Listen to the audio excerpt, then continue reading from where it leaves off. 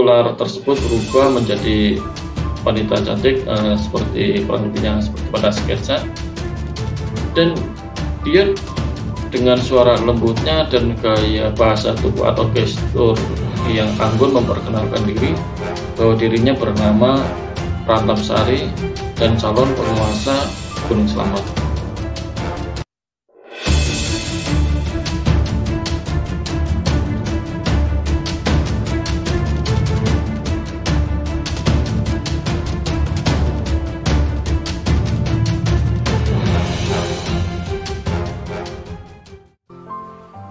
Assalamualaikum warahmatullahi wabarakatuh.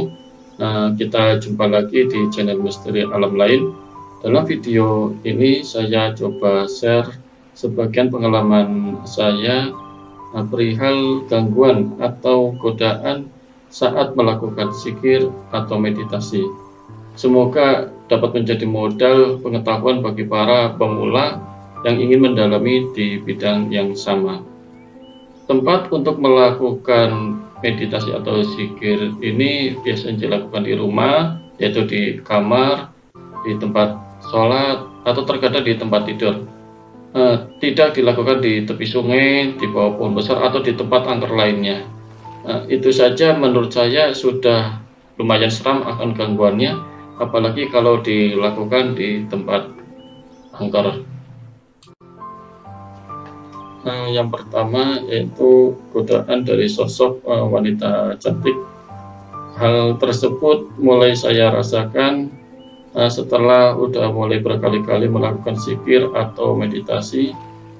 Indikasinya yaitu hawa dingin datang mengelilingi badan dan kadang terasa seperti ada yang membelai pipi.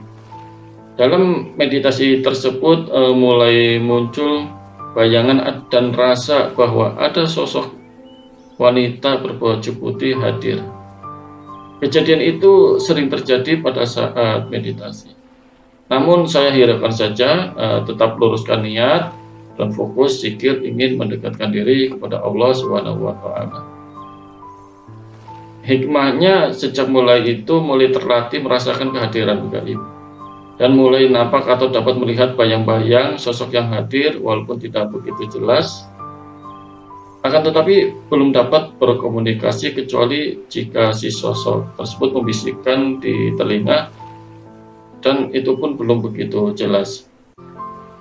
Namun misteri itu terungkap setelah berkesempatan mimpi ketemu sosok itu, yaitu sosok wanita muda yang tinggal di daerah sekitar itu, dan dia memperkenalkan diri dan cerita akan dirinya.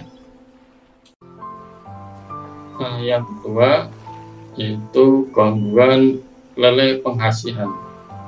Suatu saat jam 11 malam saat mau masuk rumah, ada seekor lele di depan rumah, dan karena saya merasa kasihan dengan lele itu karena tidak di air, maka saya buang ke got yang agak basah atau sedikit air. Kemudian sejenak melakukan meditasi atau zikir sebelum tidur. Tak lama kemudian merasakan kehadiran sosok wanita cantik dengan baju gaun hitam hadir di belakangku dan membisikkan di telinga kiri. Dia berkata, "Jika kamu rawat lele itu, maka saya akan ikut kamu, dan banyak orang menyukaimu dan kamu menjadi kaya."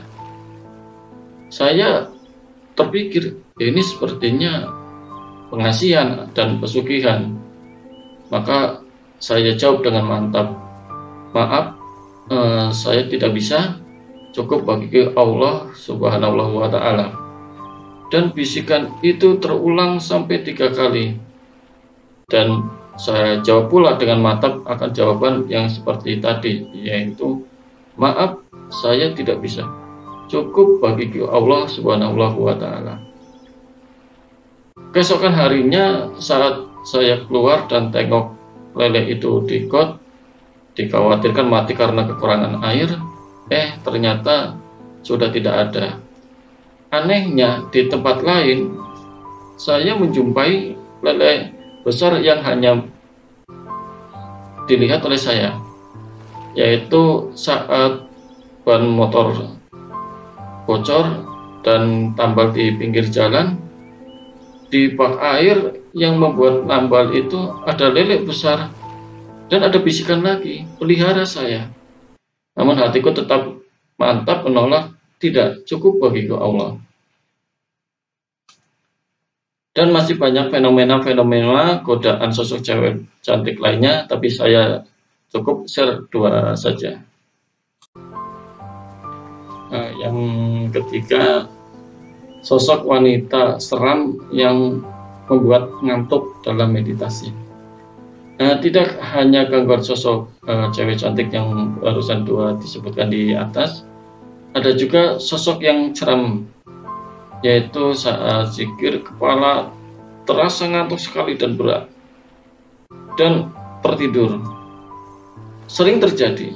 Tadinya saya pikir karena kecapean, akan tetapi suatu saat merasakan akan kehadiran sosok wanita hitam dan seram yang menekan kepala atau leher sehingga terasa leher pegel dan berat dan mengantuk. Yang keempat, yaitu sosok wanita setengah ular dan nenek bertongkat. Godaan seram pertama yang membuat ingin saya lari dari tempat duduk zikirnya, yaitu saat nampak secara batin, yaitu sosok keluar dari kamar mandi dengan jalan merangkak, ternyata badannya ular dengan raut muka yang seram dan terus mendekat di belakang saya. Dengan jantung mulai berdetak keras, hati mulai berkecamuk dengan rasa takut dan ingin mensudahi zikirnya dan lari. Namun saya lawan dengan terus mengatakan, jangan takut, ini hanya gangguan. Jikapun mati karena ini, semoga mati dalam syahid. Terus berdoa, tiba-tiba tidak nampak lagi itu sosok. Akan tetapi tiba-tiba sudah ada sosok nenek-nenek bungkuk berambut putih berjalan dengan memegang tongkat. Suara bajunya yang mengenai lantai menambah merinding. Namun kali ini tidak setakut saat datangnya wanita setengah ular tadi. Seingat saya terdengar sayup-sayup tidak begitu jelas karena sedang ketakutan. Si nenek mengatakan, saya penghuni tempat ini. Kemudian saya jawab, baik, saya mengetahui dan menyadari akan keberadaan kalian di tempat ini. Tak lama kemudian sosok itu pun hilang. Yang kelima, yaitu godaan keris gaib dan sosok kakek-kakek bersorban. Godaan berikut ini saat meditasi nampak keris gaib di depan rumah pada berjejer berdiri. Namun tiba-tiba ada satu keris gaib warna kuning keemasan yang melesat dan masuk lewat atas kepala dan terus ke badan.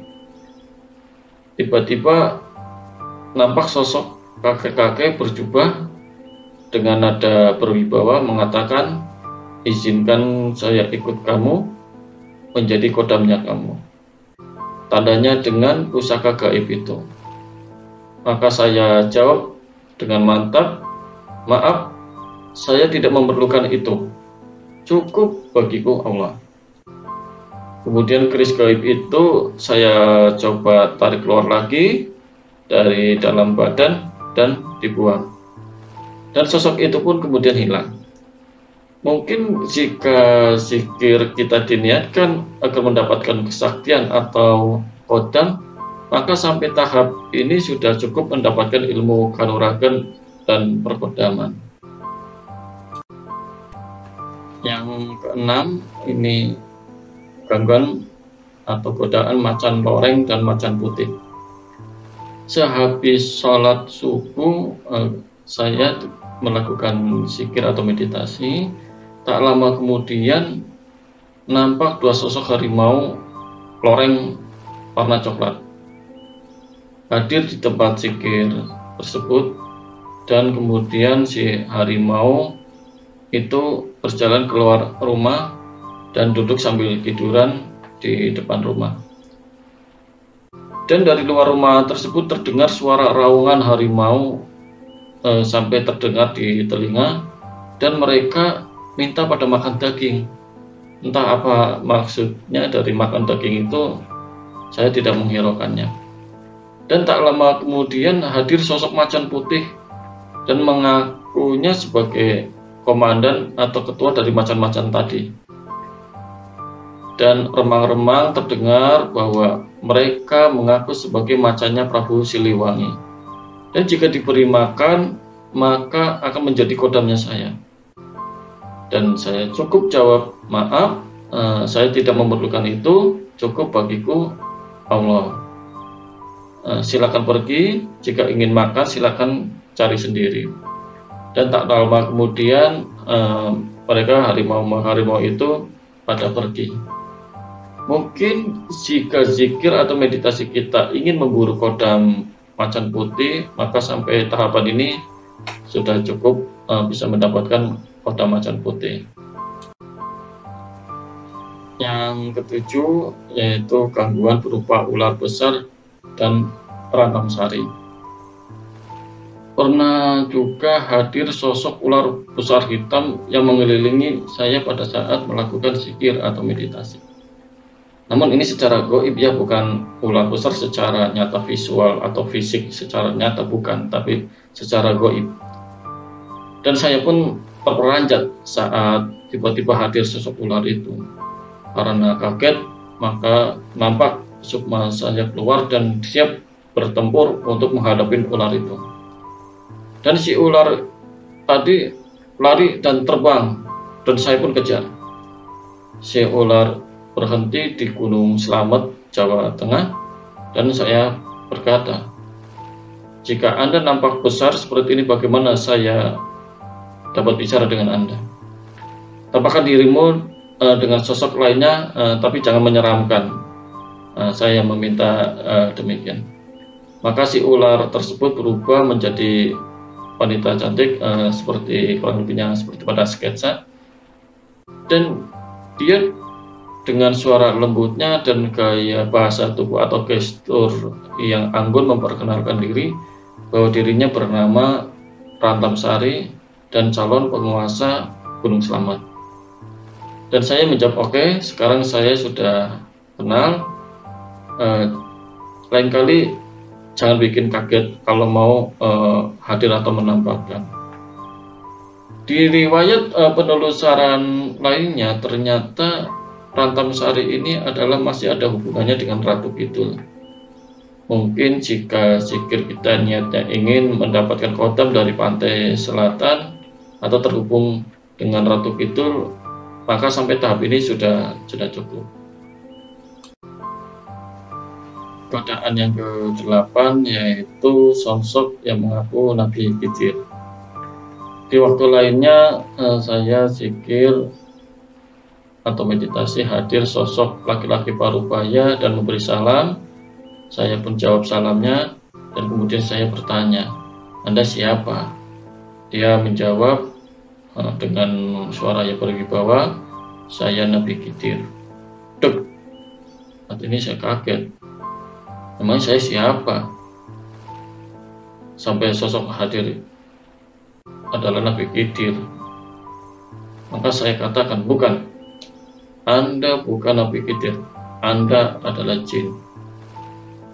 Kemudian saya berdoa mohon perlindungan kepada Allah Subhanahu wa taala. Dan setelah berdoa, anehnya tiba-tiba dari atas ada sosok naga hijau yang sangat besar dan cepat mencaplok sosok itu yang ngaku Nabi Khidir tersebut. Mungkin jika zikir saya niatnya agar dapat bertemu Nabi Khidir, maka fenomena seperti tadi dapat mengecohkan saya, dan kemudian saya bisa dikasih amalan oleh sosok tadi dan merasa sudah dapat ilmu langsung dari Nabi Khidir. Di lain waktu, saya juga pernah men-subscribe atau mengecek amalan seorang member grup di Misteri Alam Lain, yang katanya ilmunya langsung atau bersanad ke Nabi Khidir. Tapi hasil scan amalan tersebut setelah dibaca tidak tersambung ke Nabi Khidir, namun ke sosok singa putih. Mungkin singa putih tersebut yang menjelma menjadi Nabi Khidir dan memberikan amalan tersebut. Demikian sharing beberapa fenomena godaan atau gangguan saat zikir atau meditasi. Tentunya pengalaman Anda semua yang lebih master dan lebih berpengalaman, pengalamannya lebih wow dan lebih itu, silahkan share di kolom komentar agar kita saling berbagi dengan pemirsa lainnya. Semoga video ini bermanfaat, kurang lebihnya mohon maaf, tidak ada maksud menggurui atau kita saling berbagi. Tunggu kisah atau video selanjutnya. Assalamualaikum warahmatullahi wabarakatuh.